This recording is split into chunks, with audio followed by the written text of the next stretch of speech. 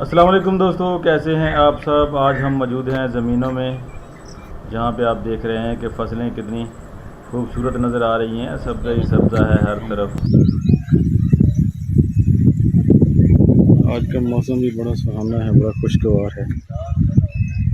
गुज़श्ता कल का दिन गुज़रा है, बहुत ज़्यादा गर्मी थी, बल्कि तो कह सकते हैं आपकी इंतहा की गर्मी थी।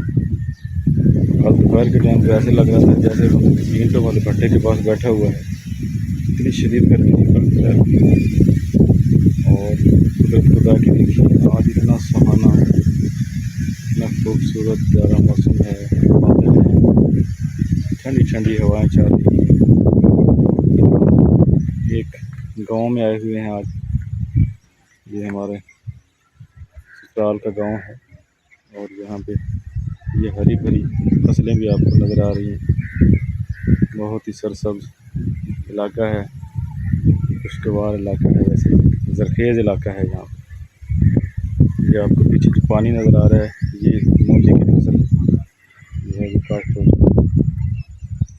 यहाँ पे मूंजी लगाई जा रही है। धान की फसल भी इसको कहते हैं, चावल की फसल भी कहते हैं। ये आप देख सकते हैं, ये हर तरफ पीछे जहाँ जहाँ पे पानी खड़ा है ये मूंजी लगी हुई है। धान की फसल की काश्त हुई है। मुख्तलिफ इलाकों के हिसाब से मूंजी, धान, चावल की फसल ये आपको यहाँ पे नज़र आ रहा है। यहाँ पे काफ़ी ज़्यादा थोड़ा सा ये मूंजी का पहले इसको कहते हैं काण।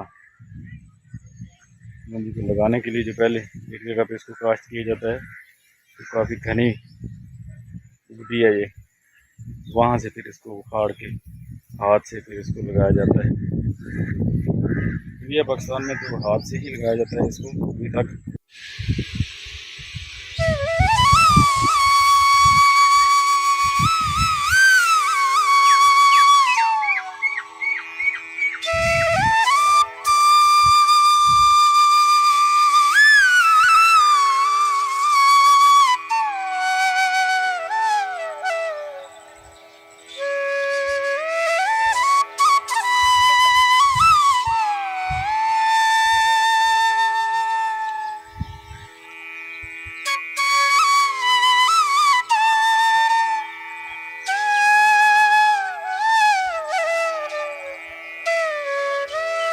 इंडिया पाकिस्तान में तो ये मूंजी की फसल, धान की फसल जो है इसको हाथ से ही काश्त किया जाता है। हाथ से इसका एक एक पौधा जो है वो लाइनों की शक्ल में लगाना होता है खड़े पानी के अंदर, और इसमें पानी को भी खड़ा रखना पड़ता है तकरीबन 2-3 महीने, फिर जाके ये फसल तैयार होती है। खासकर जो पहला महीना होता है इसका, पहले महीने तो उसमें पानी की कमी होनी नहीं चाहिए, मुकम्मल हर वक्त पानी खड़ा रहना चाहिए। जब ये जड़ पकड़ जाती है तो फिर इसको पानी मिलता रहे, बेशक खड़ा ना भी हो, लेकिन जिसमें खड़ा होता है वो ज़्यादा पावर वाली, ज़्यादा ताकत वाली, ज़्यादा मतलब की पैदावार देती है। ये हमारे ये सरसब्ज आपको यहाँ पे हवा चलती हुई नज़र आ रही है, दरख्त हिलते हुए नज़र आ रही है। एक ट्यूबवेल भी लगा हुआ है साथ में, बड़ा ही खुशगवार माहौल है यहाँ पे।